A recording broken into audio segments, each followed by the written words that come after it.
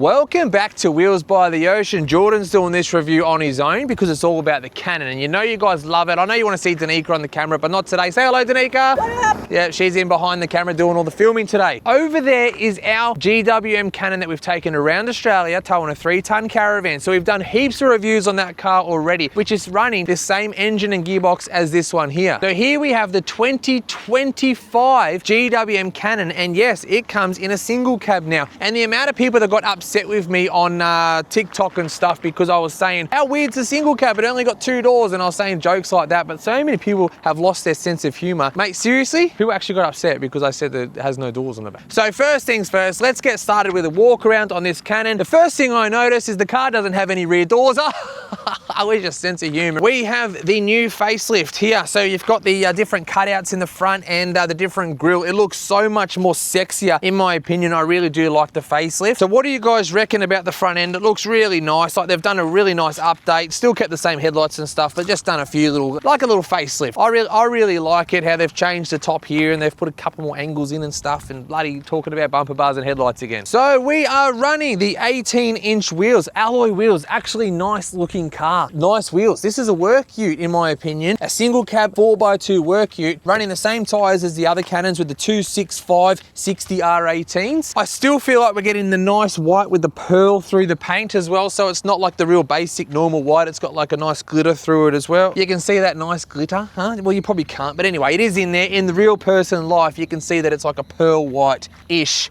sparkly whiteness. It does look pretty. It's got the blinker in the mirror here, so it's just like the other Cannons, but we are missing the 360-degree camera, so that's unfortunate because I would love to see that on a work ute. Back here we have an alloy tray that is 2,630 millimeters long, so it's a 2.6 meter long tray. It's massive, almost 1.9 meters wide, 1895 millimeters it actually is. It's got these awesome buttons, right? See, look, have you seen them like that before? It's a bit different for the drop sides. I haven't seen them like that before.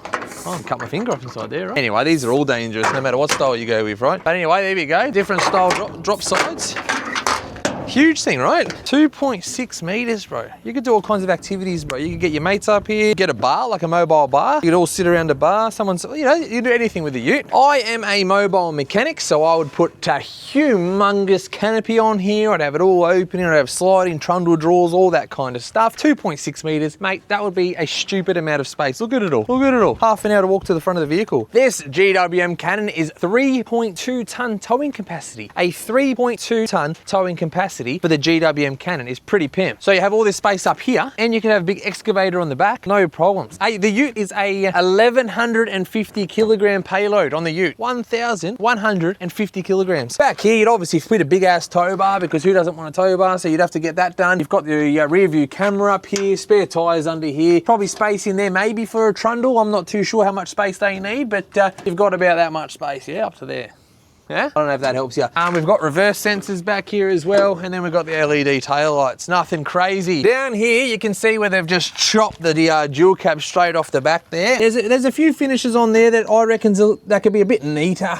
This is all exposed, and you can completely see all that. I'm sure GWM knew that was going to be the case, so I reckon that's a little bit rough there. See the side step? It's like a rainbow. Look at the side step on our car. It's like aggressive and rough and GWM badge, and it just looks sexy, yeah? But this one here looks more like a rainbow. I don't know, what were they doing with the 4x2?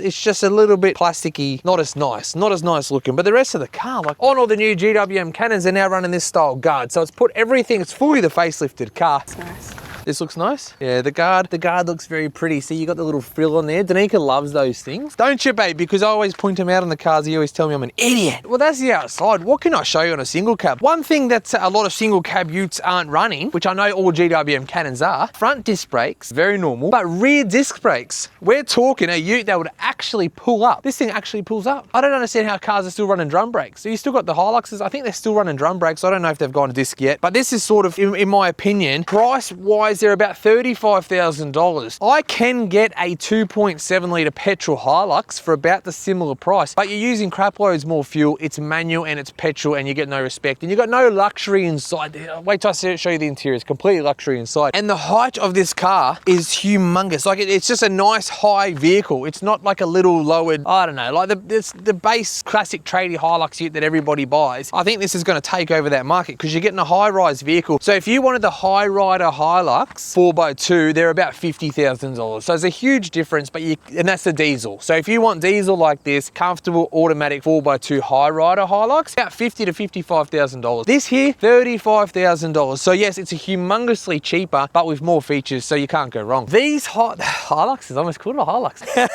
I'm putting that in. But, oh my God, you will too. Oh, sometimes, you know, you're doing a review, you talk a lot. The GWM Cannon has these really, really good door seals. So it's got the door seal around here, all in here. So make sure the car's nice and quiet. But then it also has a door seal on this side as well. So one door seal seals up around the outside of here, right? And then this door seal seals against the metal part of a different section of the door. So it's like double seals. So what that means is you can't close the door. To close the door on these cars, you got to smash it closed, especially when they're new, right? Which is good. It means you can drive this car into the ocean and you don't have to worry about getting any water inside. And I've driven ours through some pretty deep water crossings, well up over here, and no water's come inside except for that one time when I blew a bung through the floor because we were going way too fast through a water crossing. That's a whole nother episode, mate. If you want to know that one, jump in the comments and I'll send you the link. But if I have the window down a tiniest little bit, yeah, and I shut the door, it shuts completely fine. All good. It's just because of the airlock, poof, when you close it with, the door is actually hard to close.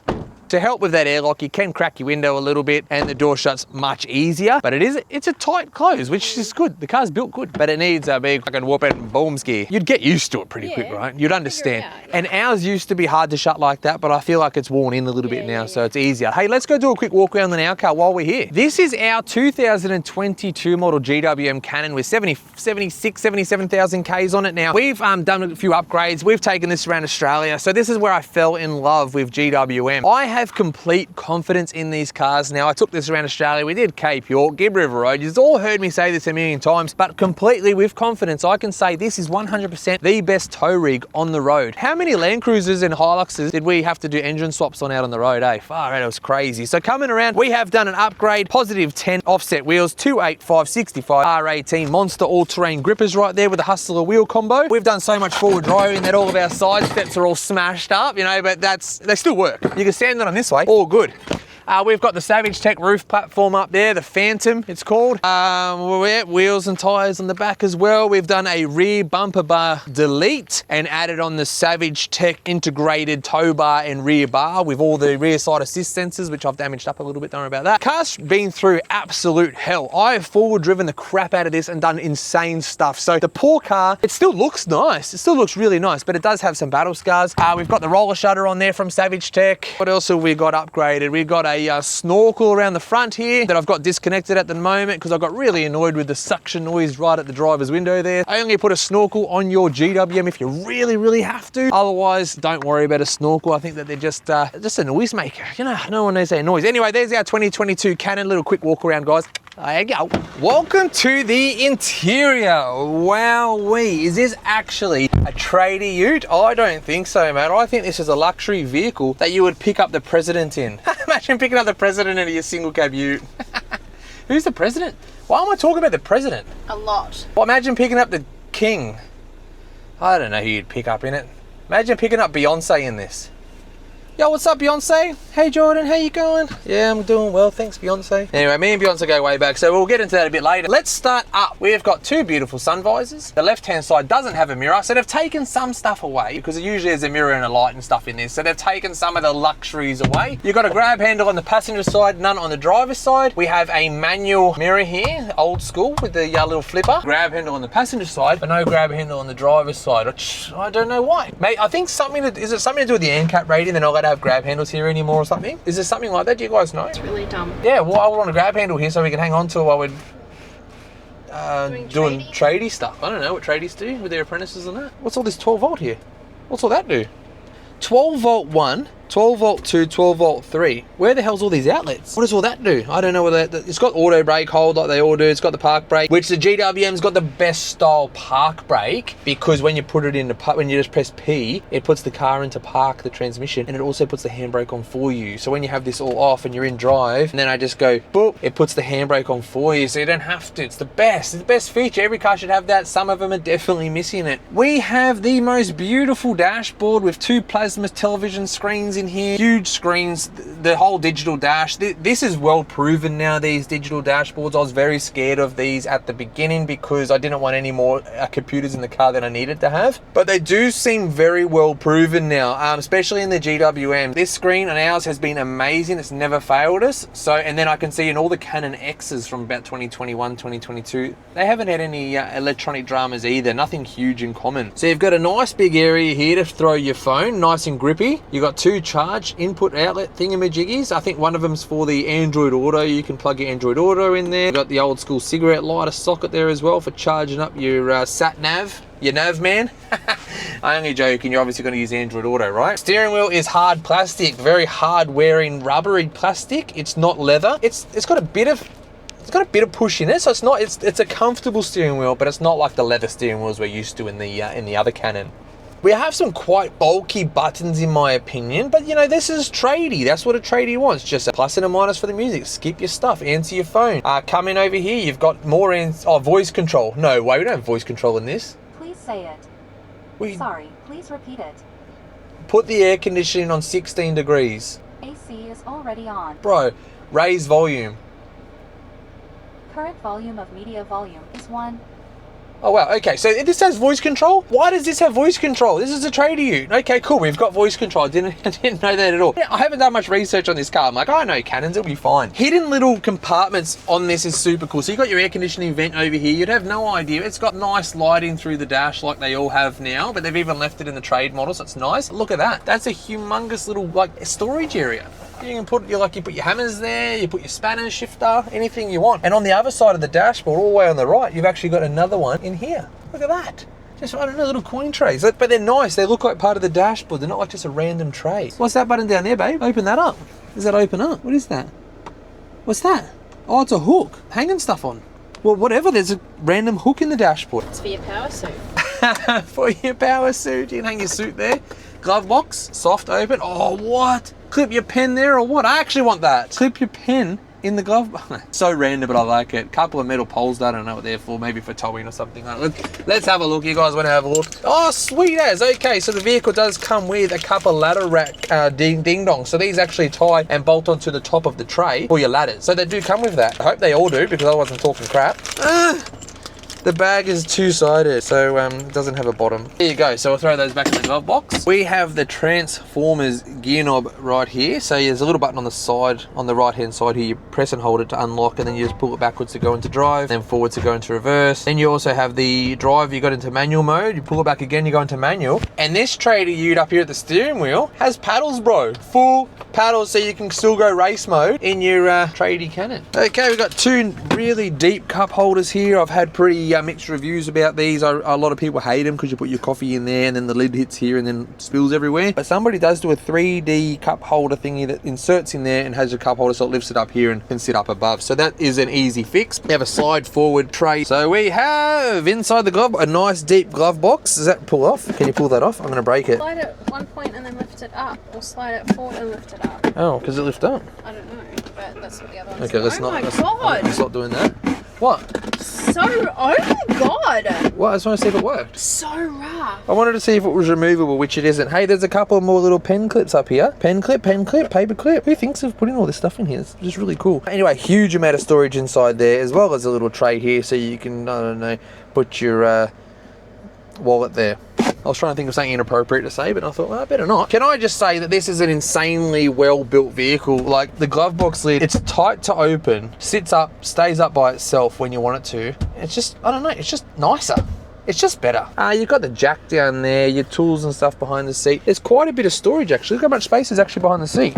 There's a lot of space down there. I'm going to show you that properly. I'm going to move my seat forward. Oh yeah, so behind the seat you actually do have the pocket still in the seat, so they haven't randomly deleted that. But down here you've actually got quite a bit of space there, so you can install your subwoofers in here. So you've got 2 subwoofers on each side of the back seat, so or whatever you're going to use it for, because you might put some tools back here, maybe a battery, maybe a fridge. You could probably fit one of those little console fridges even back here. Hey, pretty cool, eh?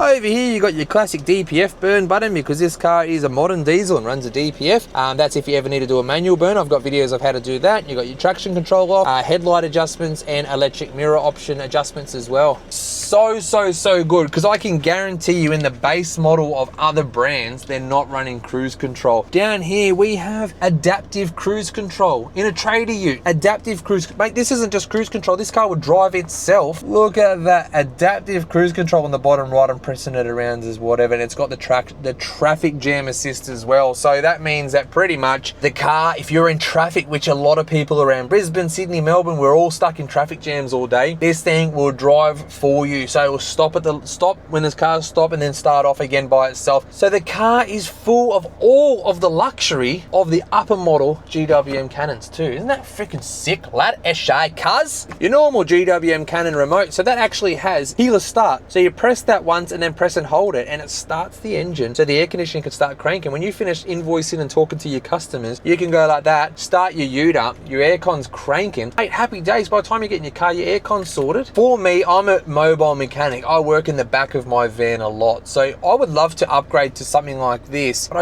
I need to get inside. I don't know, it just doesn't work for me. GWM, I need a van, right? GWM, once GWM makes a van, you know I'm gonna be in a van. I'm gonna be in GWM van. Do you want the height? Height, yeah, gotta be massively high. Like so you can stand in it? Super stand up. Right now I'm in my van like this all the time. I want to be a really high GWM Chinese. Imagine if they actually used my name. I drive a Toyota Hi-Ace, but because I love GWM so much, I've put GWM badges all over it, and I made a Hi-Ace badge, but I changed it to China. I made it Chinese, so it's a GWM Chinese fans. All my customers know that my GWM Chinese, they know, and they love it. You all love it. You've said Chinese so much that I've just thought it was a thing. My own wife thought Chinese is a real car, and I made that up, babe. So this is the Android Auto screen. These are super good. I jump on a Spotify, go into one of the mixes, and check this out. I can just shoot through. It's so, like, it's not glitchy at all. So let's get out of the Android Auto. Exit.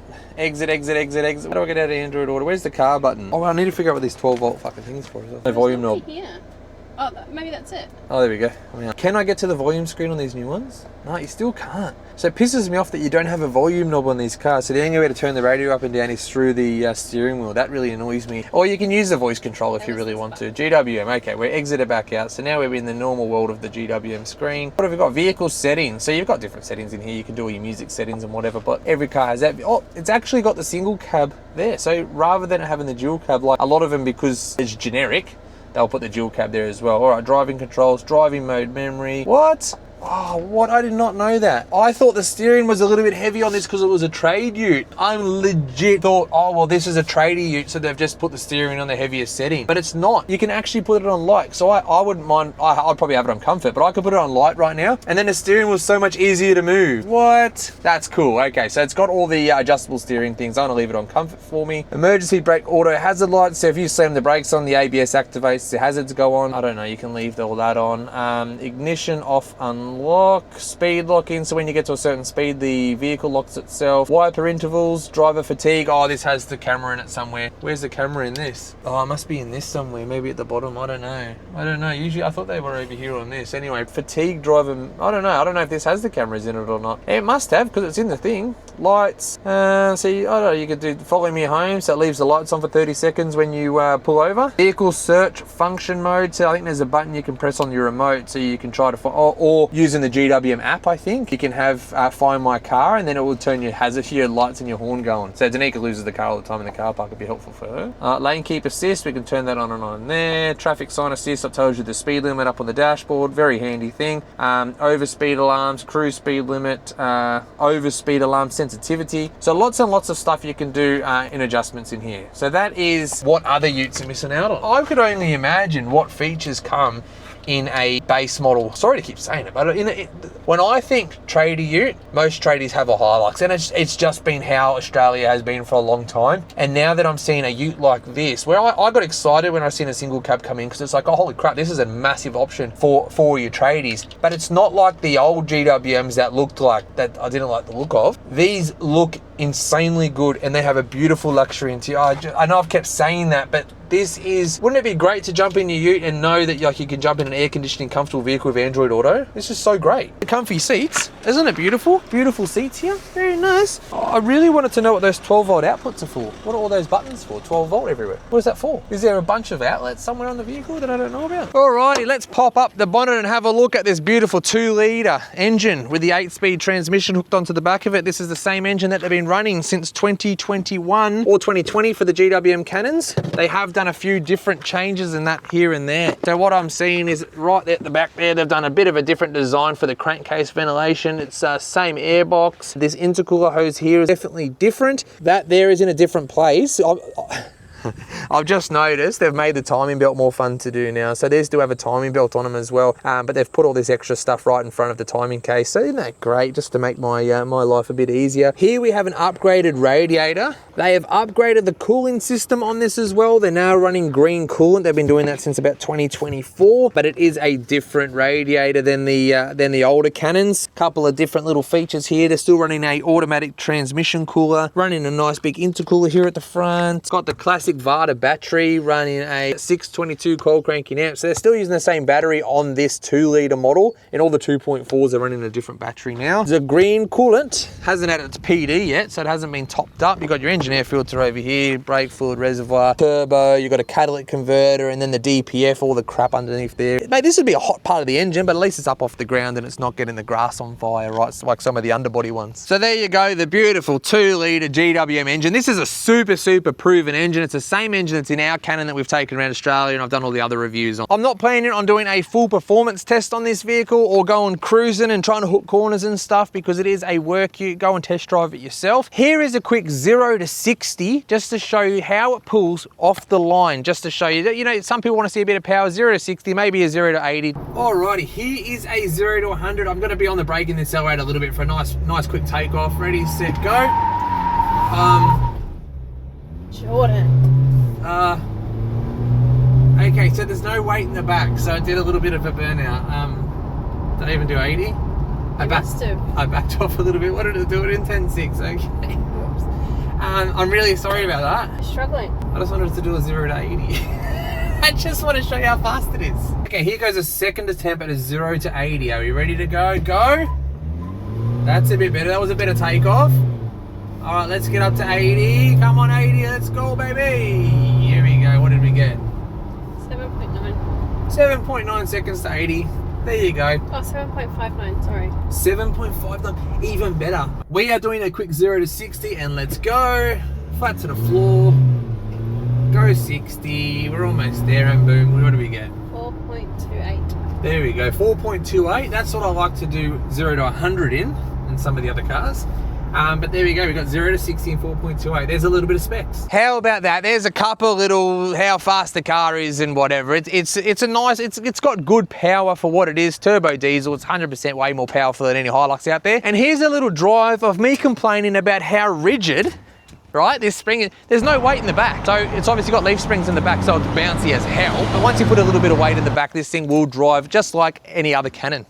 Happy days. Oh, welcome to driving. This is the driving times. I'm just driving over to the place where we do the reviews. I just wanted to make note, we're certainly in a single cab ute with no weight on it. You can definitely tell. So it's obviously set up for lots and lots of weight. So we can put a lot of weight in the tub. This thing would run so smooth, but right now we're doing the bit bumpy, bit jumpy, right? So come with me. You can feel the extra power though, because you've got no weight in it. So it really, really hooks. I'll hook into it, give it a little bit of power. All right, let's put our foot into it, and it's got the similar lag. I'm just going to stop and pull over, and we're going to take off. I'm going to show you foot flat to the floor.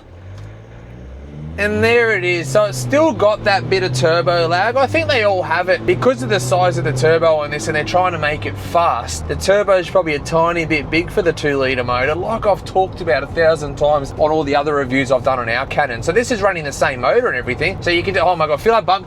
I don't know if you guys are bumping around, but I'm not on a bumpy road. But if you're buying this, you put a couple of toolboxes on the back of this thing, it'll be completely fine. It's got no weight on the back, and it's leaf springs, which you'd expect. So it is bumpy. Anyway, there's a tiny little drive with me. I like.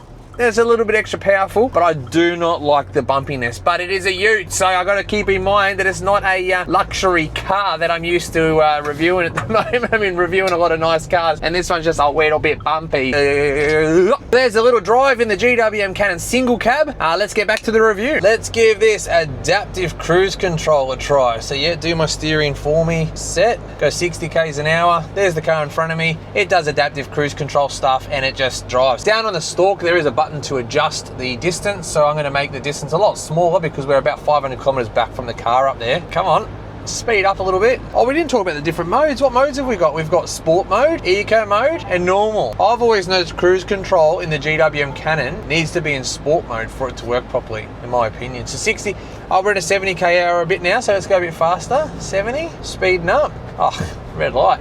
I was really hoping to show you the car stop by itself.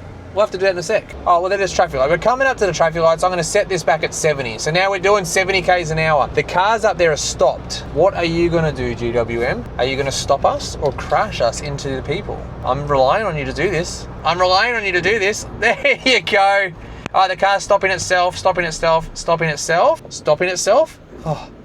Oh my God. Okay, the car stopped itself. That was a lot of pressure I put on it, and I had it set on the smallest distance as well. So let's put the distance up a little bit, my bad. So when we take off, I think I've got to press reset for it to go again. So reset, the car's taking off by itself. No acceleration, I'm not doing anything. The car's driving itself right now. Steering, can the steering do it as well? The steering, I don't want to use the steering one. I don't like that at all. I prefer to steer the car. But see, there we go. Now let's make the distance a little bit smaller again, so I can go a little bit closer, because you don't want to leave too big a gap, because this is Australia and someone will just nip into your gap there. Took my gap. The car will slow down a little bit now and adapt to that guy's speed. But let's stop at another traffic light. Adaptive cruise control is a super cool feature if you're in traffic. Such a cool feature. We could have ice cream all night. We're at red traffic light. So I got the cruise control set at 70. Actually, I want the distance to be back on. So now I've got the distance back on maximum now. So that's probably a safer thing to do when you're trying to do what we're doing here. But the car is stopping itself, and the light's green now. So it should go by itself again to take off by itself. Ready? And yeah. There we go. I've definitely felt some smoother adaptive cruise control in the last few reviews. If anyone knows the cars I've been reviewing, including the Tank 500, felt better than that. It's clear, go now. It's clear.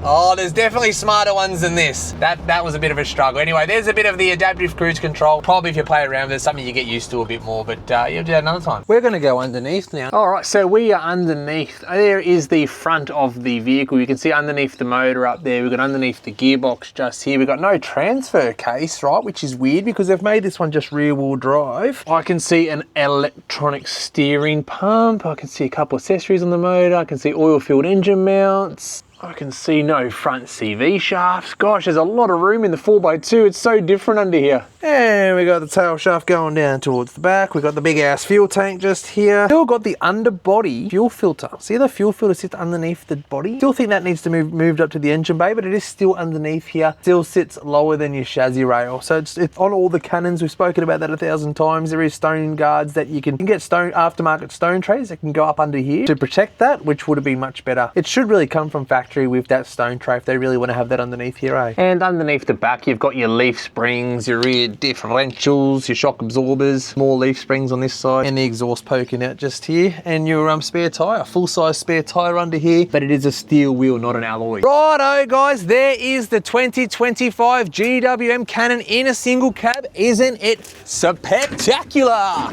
Holy crap, I was scared I was going to break both my knees. Anyway, good review or what? I'll see you later. Let's go review the next car. I want to do a couple more Chinese utes after this one, so I'm very excited. See you. Wheels by the Ocean. Subscribe or else.